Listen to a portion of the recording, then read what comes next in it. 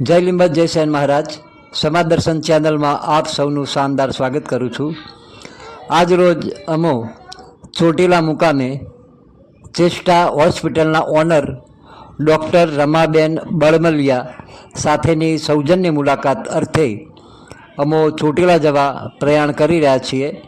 આપ જોઈ રહ્યા છો સ્ક્રીન પર હું મારી ગાડીમાં હું અને હસમુખભાઈ લખતરિયા અમે જઈ રહ્યા છીએ।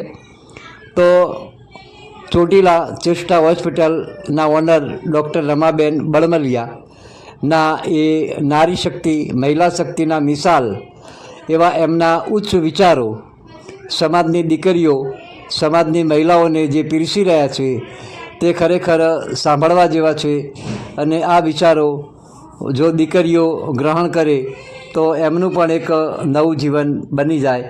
જય માતાજી, જય માતાજી। સમાજ દર્શન ચેનલ અમદાવાદ પ્રતિનિધિ હસમુખભાઈ લખતરિયા તથા સમાજ દર્શન ચેનલના ફાઉન્ડર શ્રી રમણભાઈ લીંબાચિયા આજ રોજ ચોટીલા મુકામે પાતાળની ભૂમિ ઉપર જ્યાં લીંબચમાના ધામના બેસણા છે એ આદ્યશક્તિમાં લીંબચના ચરણોમાં જે આપણી નારી શક્તિ એવા શ્રી રમાબેન બળમલિયાની રૂબરૂ મુલાકાત અર્થે અમે આજરોજ આવેલા છીએ। અત્રે આ સાથે અમારી સાથે ગુજરાત વાળંદ સેવા સંઘના મંત્રી શ્રી ભાનુભાઈ સાથે મહાપદમ નંદ ગુજરાત શાખાના મંત્રી શ્રી પી.એચ. શર્મા સાહેબ, પછી આગળ જુઓ તો શ્રી શંકરભાઈ ભાટિયા ટ્રસ્ટી શ્રી ગુજરાત વાળંદ સેવા સંઘ, ધર્મેન્દ્રભાઈ ને દેવેન્દ્રભાઈ કોન્ટ્રાક્ટર અને ડાકોર ટ્રસ્ટી અને પ્રમુખ તથા શ્રી કિરીટભાઈ ભટ્ટી રિટાયર્ડ ઇસરો સાયન્સ તેમજ શ્રી દમણી સાહેબ ટ્રસ્ટી શ્રી ગુજરાત વાળંદ સેવા સંઘ, ધર્મેન્દ્રભાઈ લીંબાચિયા તે પણ ગુજરાત વાળંદ સેવા સંઘ ટ્રસ્ટી મંડળ તથા હર્ષદભાઈ પારેખ બારેજા જ્ઞાતિ સમાજ પ્રમુખ અત્રે અને ટ્રસ્ટી એ અમે બધા આજ રોજ ચોટીલા મુકામની મુલાકાતે આવ્યા છે। નારી સમાજની અંદર ઘણા નારી સંતો થયા છે અને નારી શક્તિઓ પણ થયેલા છે। એ હેતુથી સમાજ દર્શન ચેનલ આજરોજ ચોટીલા મુકામેથી એક સામાજિક કાર્ય પતાવી પાસ થતાં રમાબેન બળમલિયાનો ફોન આવતા અમે રૂબરૂ એમની મુલાકાતે એમના હોસ્પિટલ ચેષ્ટા હોસ્પિટલ ચોટીલા હાઈવે ઉપર આવેલી છે જલારામ મંદિરની બાજુમાં, ત્યાં અમે એમને ત્યાં રૂબરૂ આવ્યા છે। નમસ્તે બેન, આજ રોજ અમે આપની મુલાકાતે આવ્યા છે। અહીંયા આગળ આપ કેટલા સમયથી છો અને શું આપની પ્રવૃત્તિ છે એ અંગે જરૂરી માર્ગદર્શન આપવા વિનંતી। નમસ્તે બધાને, જય લીંબચ। હું બળમલિયા રમાબેન છેલ્લા 2007થી ચોટીલામાં સેવા આપું છું, 19 વર્ષથી, અને આપણા સમાજની બેનું દીકરીઓ માટે યથાયોગ્ય કાર્યવાહી કરું છું। જેમ કે બાળાઓને ભણાવવાની, બહેનોને મશીનો, વિધવા બહેનોને સહાય ફોર્મ કરવાના, કે પછી કાંઈ પણ મારાથી જે મદદ થઈ શકે, કોઈ છોકરાઓના એજ્યુકેશનમાં આગળ આવવાનું હોય, બેનું દીકરીઓને કોઈ પણ નાની મોટી જરૂરિયાતો હોય, આગળ ભણવું છે કે પછી મારાથી શક્ય એટલું હું આવી સેવાઓ આપું છું। પ્લસ મારું આમ કહેવાય ને કે ટ્રસ્ટનું અર્ધ સરકારી કે પછી સામાજિક લેવલે ઓછામાં ઓછા ચાર્જમાં સારામાં સારી દવા અને સ્વાસ્થ્ય લેવલ પૂરું પાડી શકું એવી મારી હૃદયથી તમન્ના છે, પ્રાર્થના છે, અને હજી આગળ હેલ્થ સર્વિસ ખૂબ જ સારી રીતે આપી શકું એવી મારી દિલથી પ્રાર્થના છે। ખૂબ ખૂબ આભાર રમાબેન, ખરેખર આપના વિચારો જાણે આનંદ થયો। હવે તમે સામાજિક ક્ષેત્રે એક સેવાકીય ભૂમિકામાં છો, તો આપણા વાણંદ સમાજની મહિલાઓ કે દીકરીઓને તમે પણ એક તમારા સ્વમુખીથી એક સંદેશ મળે તો આપણા વાણંદ સમાજની દીકરીઓને એક જોગ જુસ્સો અને એનો આત્મવિશ્વાસ પ્રબળ થાય એવો એક આપણા મુખેથી સંદેશ આપણી દીકરીઓને પણ આપશો એવી વિનંતી કરું છું। રમાબેન બળમલિયા। મને નાનપણમાં મારા મમ્મી એવું કહેતા હતા કે મફતમાં તો કાંઈ જ મળવાનું જ નથી અને સંઘર્ષ વગર કાંઈ સફળતા મળવાની નથી। સંઘર્ષ તો કરવો જ પડશે ક્યાંય પણ, કોઈ પણ ક્ષેત્રમાં। એ પછી ઘરમાં કચરા પોતા કરવાના હોય તો પણ ભલે, અને પ્લેન ઉડાડવું હોય તો પણ ભલે, તમારે સંઘર્ષ તો કરવો જ પડશે. એટલે હું વાણંદ સમાજની નહીં, તમામ સમાજ 18 વર્ણની બેન દીકરીઓને એ સંદેશો આપવા માંગુ છું કે તમે ક્યાંય પણથી શરૂઆત કરો, પહેલામાં પહેલું તો તમારી આત્મક્ષમતા નહીં ગુમાવવી. ગમે એવા વિપરીત સંજોગોમાં પણ તમે તમારો ખુદનો આત્મ સન્માન જાળવશો અને વિશ્વાસ જાળવી રાખશો તો ક્યાંય ને ક્યાંયથી કોઈ પણ રૂપે તમને મદદ મળી જ રહેશે. એ તમારો આત્મવિશ્વાસ પણ હોવો જોઈએ, તમારી અંદરની એવી એક અભિલાષા પણ હોવી જોઈએ અને મક્કમતા પણ હોવી જોઈએ.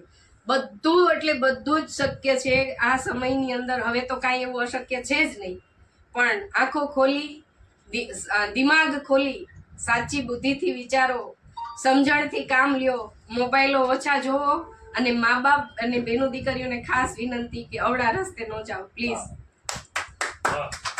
ખૂબ ખૂબ આભાર. ખરેખર રમાબેનના શબ્દો, એક શબ્દ ને તોડવો જોઈએ એવા એમના એક શબ્દો આપણા સમાજની દીકરીઓ બહેનોને બહુ એક સરસ સંદેશ આપ્યો છે. એમને સારી એવી શિખામણ પણ આપણા સમાજની દીકરીઓને આપી છે.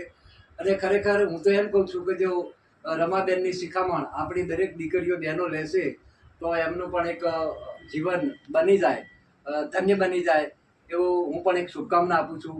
હવે રમાબેનને આગળ એક એવો પ્રશ્ન કરવા જઈ રહ્યો છું કે બેન, આપણા સમાજમાં દીકરીઓ હાલ તો શિક્ષણમાં ખૂબ જ મોખરે છે અને ખૂબ આગળ આવી રહી છે.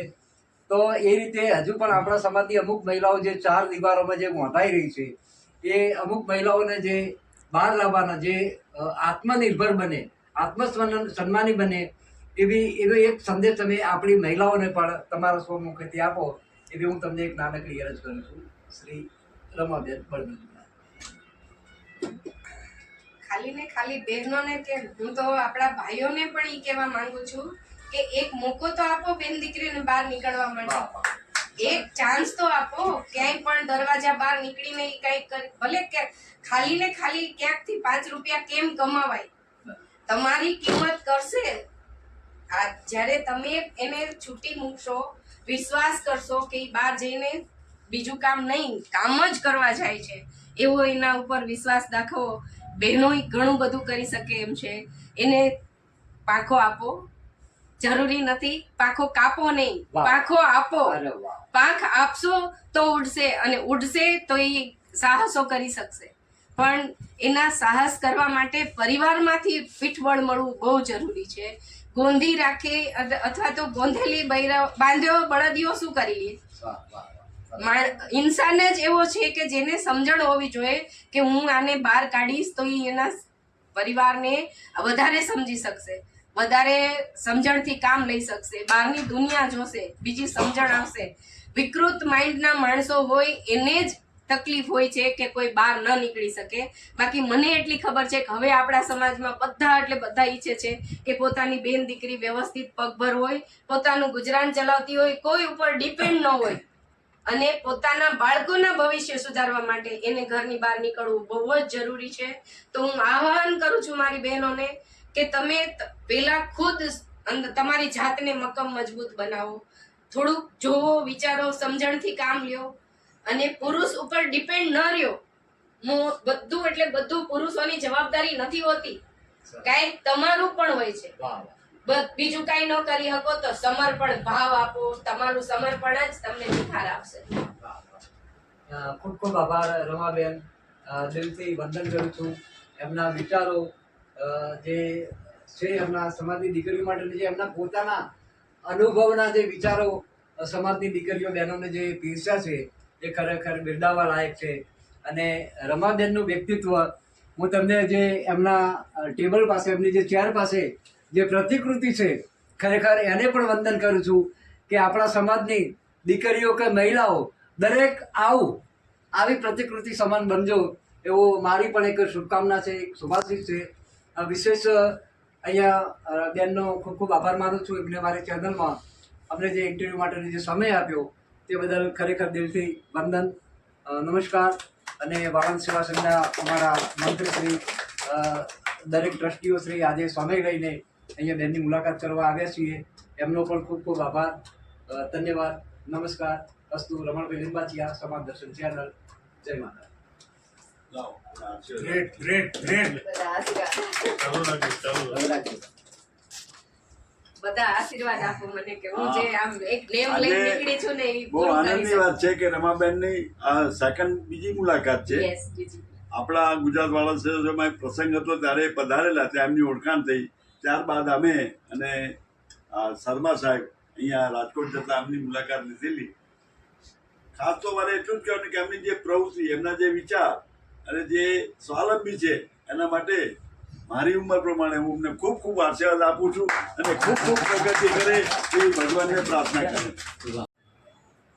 રમાબેનને જોઈને એની પ્રતિભા જે છે એ જે કામ કરવાની ધગશ છે. એકવાર અહીંયા એક ફંક્શન હતું આપણે ત્યાં ચોટીલામાં, ત્યારે હાજરી જ્ઞાતિના માણસોની ખૂબ ઓછી હતી. ત્યારે એમણે કહ્યું કે આવી ઓછી હાજરી આવતો કાર્યક્રમ હશે ને ત્યારે હું ફૂલ હાજર થશે એવું કરી આપીશ. દરેક એટલે કાર્યકર્તા છે, ડૉક્ટરનો આત્મા છે, બધી રીતે સેવાભાવી છે, બધાને કોઓપરેટિવ છે. એની જે હિંમતને એણે અમુક વાતો કરી કે થોડા વર્ષ પહેલાં અહીંયા ચોટીલાની અંદર એમને ખૂબ તકલીફ પડી હતી અમુક સમાજ તરફથી, આપણી જ્ઞાતિના પેલા હોવાથી ને એને લીધે ખૂબ તકલીફમાંથી નીકળ્યા છે. પણ એણે હિંમત ન હારી અને એની આજે કાલિકામાનો ફોટો પણ મૂક્યો છે. એનું કારણ એ છે કે ભાઈ હું આ માતા જો દેવી શક્તિ છે જે ગમે તે ભગવાનને પણ જો નીચે કરી શકતા હોય તો સ્ત્રી શું ના કરી શકે. આ એક પ્રેરણારૂપ વાત છે. બહેનો દીકરીઓ માટે એને ઉત્સાહ, એને ઉપયોગી થવાનો હંમેશા એમનો પ્રયત્ન હોય છે. ખરેખર આવા બહેનોને અમે મારા પણ ખૂબ નમસ્કાર અને વંદન. આશીર્વાદ ફૂલે એના ફૂલ વેચાય. ભર્યા કરે.